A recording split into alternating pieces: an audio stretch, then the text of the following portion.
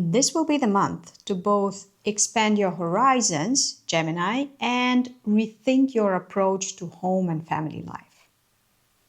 I am Nadia, the astrologer for people who do not believe in astrology but love hearing their horoscopes. And here is your horoscope for August. Let's break it down.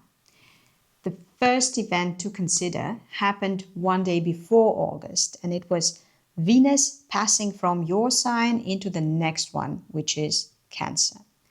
Venus will spend more than 3 weeks here, and it will be strong, so it's really worth the effort to try to have a good relationship with her. Besides, there's another cool, kind, generous planet that's hanging out in Cancer, and that's Jupiter.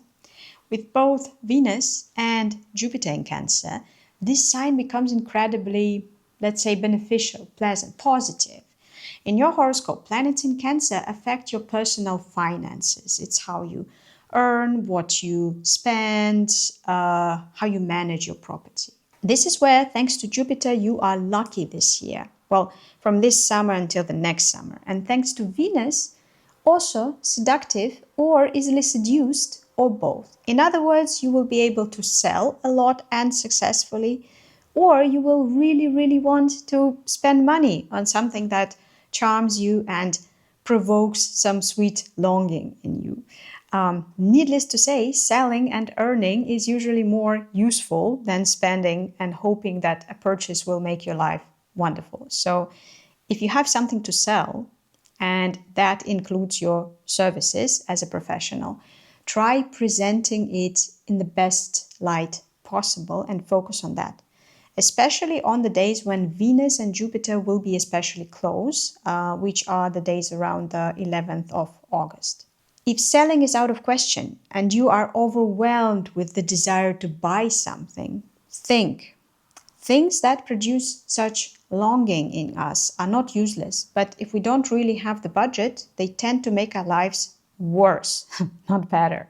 You can still think about what this thing symbolizes for you, where it's taking you as an illustration of something that you want for yourself.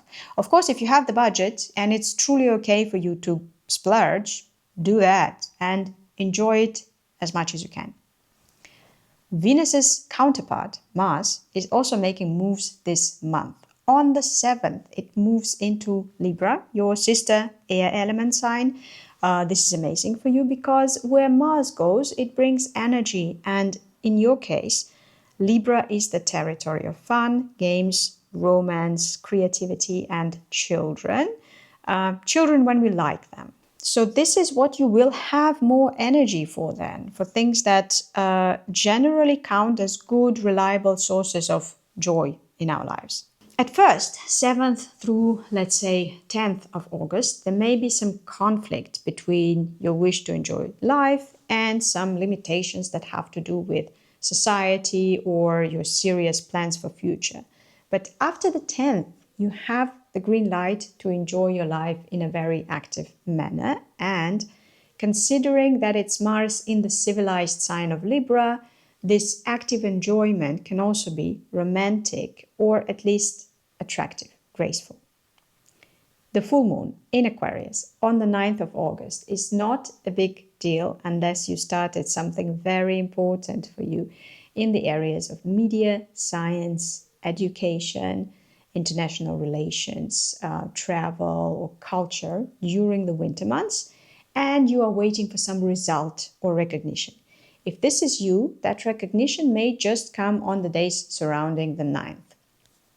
If your work or hobby or side quests have nothing to do with those areas, you can just skip the full moon and observe what other people have to show on these days. The big relief of the month is Mercury finishing its retrograde in Leo on the 11th of August. This is the final one of a series of astrological events in Leo, which all point at the need to rethink something here, correct, have doubts, reassess the situation. Now, the good news is that in less than a year, the lucky, generous planet that is now gracing the sign of Cancer will start working in Leo. So all of this rearrangement and doubt and questioning is not for nothing. It's to shake us out of being too sure about something. So we could be more open and more receptive to new ideas later on. In your horoscope, all of that concerns your area of information, communication, transport, learning, maybe also siblings and neighbors. So all of that is supposed to start running smoother than during the retrograde, and maybe you will be able to come up with some solutions, even if temporary ones. But even if you find solutions, don't think that this is the final answer. Keep questioning. There is more to learn, to explore, to express, etc. It's just a longer process, and the next big breakthrough is likely to happen in a bit more than a year.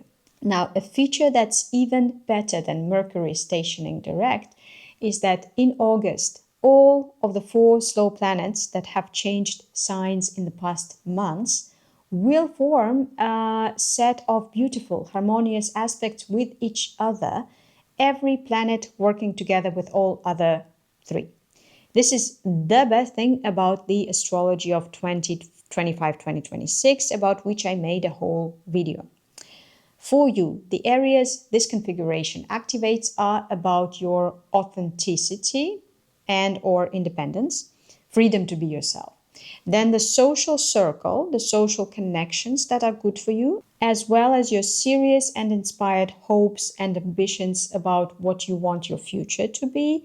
And finally, the wisdom and the education that can get you there.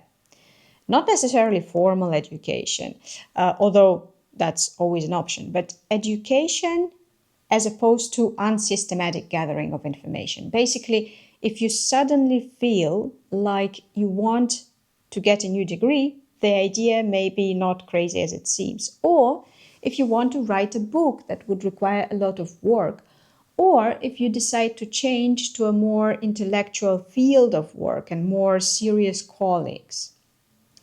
You may be relieved to know that you don't have to make a decision about it now. It could potentially wait until sometime in 2026, but start thinking about it, at least. The next thing on the list is the new moon in Virgo on the 23rd of August. It may give you a sudden wish to have a different, fresher, more authentic home life.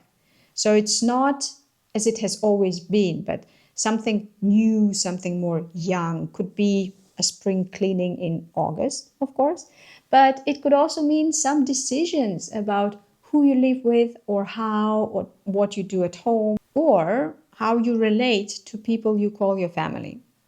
There may be some surprises there. Finally, on the 25th, Venus will finish its transit through Cancer and will enter Leo. Again, Leo rules your area of communication, learning, information, transport, siblings, and neighbors. This is where Mercury Retrograde was making you second guess yourself this month and the previous one. Venus here will try to give you some form of reward, reinforcement for staying on topic and for being open to new input or old input that has the potential to expand your thinking. She could also be the sweet person you will talk to about your ideas and doubts, or you finding the right sweet words to charm a potentially useful person and build a potentially useful connection.